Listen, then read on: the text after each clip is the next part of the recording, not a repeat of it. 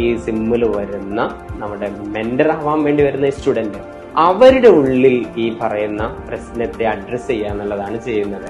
ഇപ്പൊ അടങ്ങിയിരിക്കാത്ത ഒരു കുട്ടിയാണെങ്കിൽ എങ്ങനെയാണ് ഈ കുട്ടിയെ അടക്കിയിരുത്താൻ കഴിയുക എന്നുള്ളത് ഈ കുട്ടിയുടെ പ്രശ്നത്തിൽ നിന്നാണ് ഈ മെന്റർ പഠിച്ചു തുടങ്ങുന്നത്. സ്നേഹം കൊണ്ടാണ് നമ്മുടെ ഈ കുട്ടികളെ മാറ്റിയെടുക്കേണ്ടത്. അപ്പോ സ്നേഹം എന്ന് പറയുന്നത് സ്നേഹിക്കണമെന്ന് എല്ലാവരും പറയാറുണ്ട്.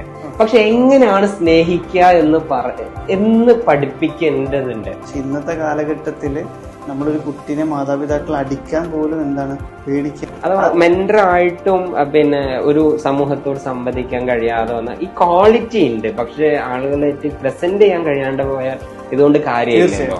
ഇതിലൊരു സ്ട്രെസ് ഫ്രീ ലൈഫിനെ കുറിച്ചിട്ടൊന്നും എന്താക്കുന്നുണ്ടായിരുന്നു, അത് എന്തിലേക്ക് നയിക്കുന്നായിരുന്നു പറയുന്നുണ്ടായിരുന്നത്? ഒരു സന്തോഷപരമായിട്ടുള്ള ഒരു ജീവിതത്തിലേക്ക് നയിക്കും.